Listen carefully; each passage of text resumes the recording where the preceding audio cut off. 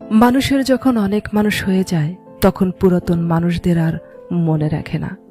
আমি কোনো সম্পর্ক নষ্ট করি না, যেখানে গুরুত্ব কমে যায় আমি সেখান থেকে দূরত্ব বাড়িয়ে দেই।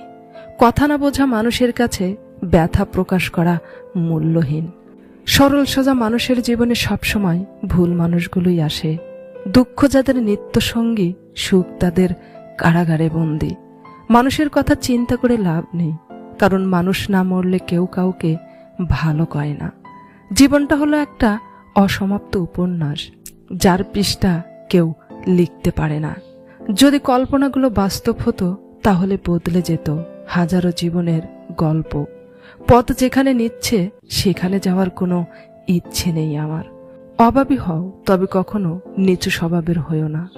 আমরা মিশুক নই, অথচ মানুষ আমাদের সস্তা ভাবে।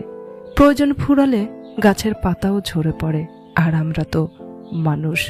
শখের বয়সে যারা মনে ধরলো তারে আর কপালে ধরল না। আবেগের বয়সে করা ভুল জীবনের বহুদিন পর্যন্ত আমাদের ভোগায়। পরিস্থিতির সাথে লড়াই করা যায়, কিন্তু ভাগ্যের সাথে নয়। ভাগ্যই এমন এক জিনিস, কাউকে সব দেয় আবার কারো থেকে সবকিছু কেড়ে নেয়। একা থাকাটাই শ্রেয়। কোনো অপেক্ষা থাকে না, কোনো আশা থাকে না, কোনো ভরসা থাকে না, দিন শেষে কোনো খারাপ লাগাও থাকে না।